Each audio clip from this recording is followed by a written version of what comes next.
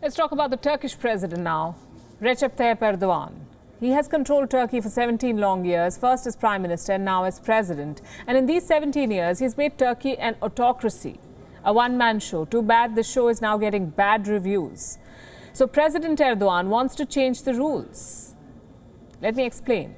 The poll numbers for the president are dropping, for his party rather. Supporters of his party are disenchanted and they're drifting away. Why? Because economic growth has slowed, the lira has nosedived and Erdogan's allies are breaking away to form rival parties. According to a compilation of 15 recent opinion polls, support for President Erdogan's Islamist-rooted Justice and Development Party, or AKP, has fallen to 36% from 42% in the last election. And this is a significant drop for a ruling party, especially for one that has been in power for 17 years and one that has been on a losing spree. In 2019, you would remember, municipal polls were held in Turkey and Erdogan's party suffered defeat in three very important cities: Ankara, Istanbul and Izmir.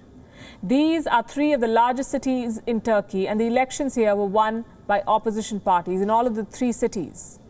It's been more than a year and there are growing fears that these embarrassing losses could transform into a wider nationwide loss in the 2023 election.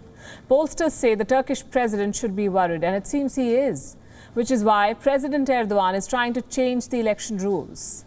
In a recent public address, he said, and I quote, "We are starting extensive work regarding changing political party and election regulations to improve democratic participation." Changing election regulations to improve democratic participation. What does that even mean? The Turkish president did not bother to explain. His party officials, though, have anonymously revealed that these plans include two primary things. One is dividing large urban electoral districts into smaller constituencies, and two, reducing the threshold for entering parliament from 10% to 7%.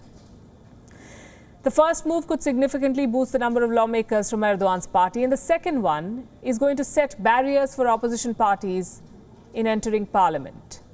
It's quite a smart strategy, some say. And Erdogan is already laying the groundwork for it. He's trying to win public support ahead of these planned changes. He has eased Wuhan virus restrictions in the country, lifted nighttime curfews for weekends, and promised measures to improve human rights, press freedom, freedom of expression, and new policies to curb violence against women. President Erdogan of Turkey says these measures would be implemented in the next 2 years, with the ultimate aim of drafting a new constitution. Listen to this. In order to enhance standards related to freedom of expression and freedom of the press, we are developing measures aimed at easing the professional activities of journalists. We are educating law enforcement officials as well as shopping district and neighborhood guards on issues that constitute ill treatment. We are removing the limitations concerning disciplinary investigations over torture allegations. The ultimate aim of our action plan is a new and civilian constitution. A new and civilian constitution. That's what the Turkish president is promising. He says this promise is for the betterment of the Turkish people. It remains to be seen who falls for this promise. WION is now available in your country. Download the app now and get all the news on the move.